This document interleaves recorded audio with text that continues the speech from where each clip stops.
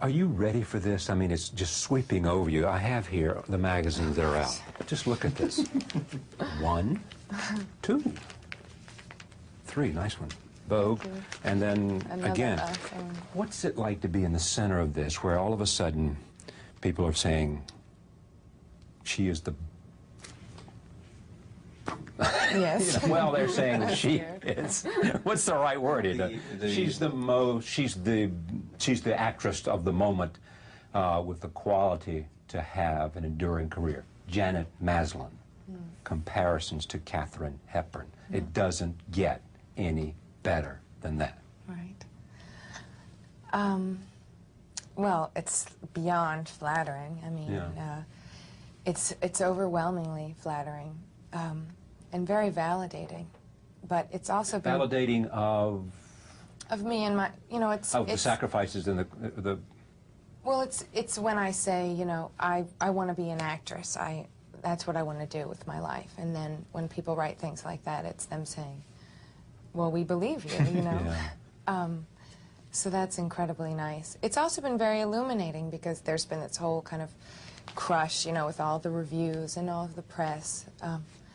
And it's been incredibly illuminating for me because it's been very distilling in that I see so clearly what is important to me and the opinions of my family and my close friends are what I deem worthy opinions. I mean, it's all very nice, but if I believe it now, then I have to believe it when the worm turns, don't I? Yeah, you do. How do you continue to grow? I mean, is it simply from working with great actors, from learning from big and good directors? You know. I think yes. Unfortunately, I didn't really get a chance to study. You know, I never had any formal training, but I was sort of an apprentice in the way that I learned hands-on. This is like your 12th film.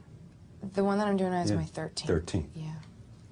And I just feel that I've been incredibly fortunate to work with people like Jessica Lange and my mother and, you know, Doug McGrath and Paul Thomas Anderson, who wrote another and directed another film that I did, and Whoopi Goldberg and Morgan Freeman. And Morgan Freeman, and you know, it's been extraordinary. And the other actor, I forget his name. Who was the guy in Seven?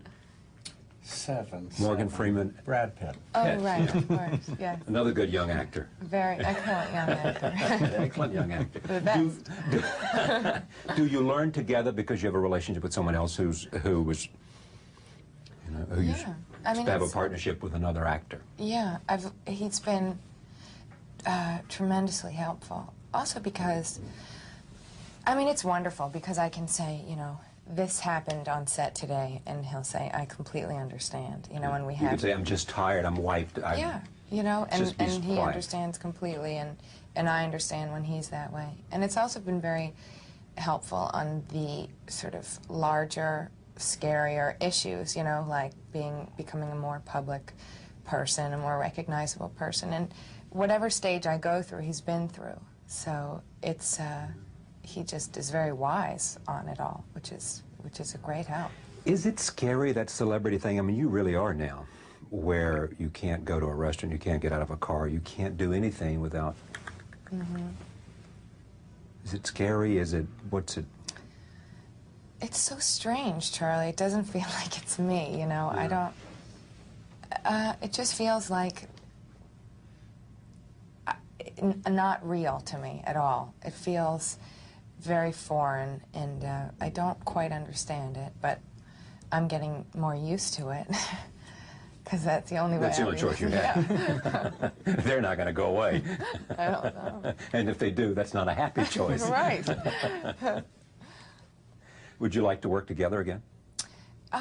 Yeah, sure. We don't have anything planned, but it would be something that I would love to do someday down the road. It would be hard to do a sequel to Seven. Yeah. That you lost your head. Yeah. Right. That would be tough. When you look at a role like Emma, and it's hard to answer this question because you've already got these other things in the can that haven't yet exhibited, how do you choose next in terms of what you want to do? Because in a sense, you've already chosen before this came out. But Yeah. when you look at the success of this and what it's done for you and what it's said for you and what you've done for it, what are you looking to do in the evolution? Just keep very open mind and not say, well, now I'm going to play, Sure. you know, a heroin addict, or now I'm going to play, you know, a girl from Bulgaria, or I just really try to do things that are very different, you know, and play people who are approaching things in very different ways. And that's how I feel I've been able to continue to learn, you know, because I haven't gotten comfortable doing one type of thing. Is anything in you that says this has been too easy? No. Because it hasn't been easy? No. It's been a lot of work. What's been tough about it? Just the amount of what? Well, the amount of time that I spend on each thing, and I really, every role that I do and every film that I do, I really put all of myself physically and mentally into it. And I take my work very seriously. And it hasn't been, you know, easy. It's not just, you know, you wake up and whoops. I know, and you've got it. Yeah, yeah. And also, But you can't, she comes to you easy only from the standpoint of you come to it with a lot of natural ability. I understand. yeah, but that doesn't make it easy. And it does, you know, because the It work makes the itself challenge is even more tough. Well, the day is still so hard. You know, even on a film like ours, which was a short film. I mean, we had 7 weeks. I mean, short to get done.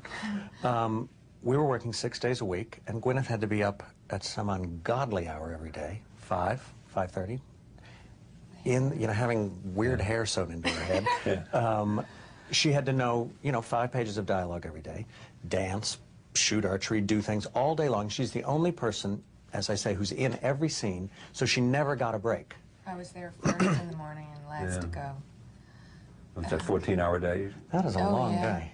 That is a long day, and she has to look like she's a person who hasn't been having a 14-hour day. You know, you can't look like... What's hardest for you in acting? What's the toughest challenge about it? Boy, I think the toughest, the toughest thing for me, I think, is remaining patient through the waiting time, the technical time.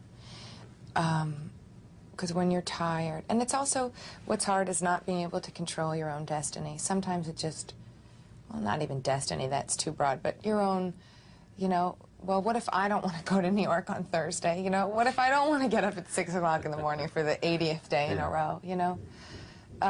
You've got an obligation to all these other people. Yes. Including the people who are working with you, including the people who finance the film and all of that. Sure. Who put their Yeah. stuff on the line. But I think patience during the day is, you know, during the waiting time and the technical stuff is the most difficult for me. Because the actual acting is a joy, and it's not difficult.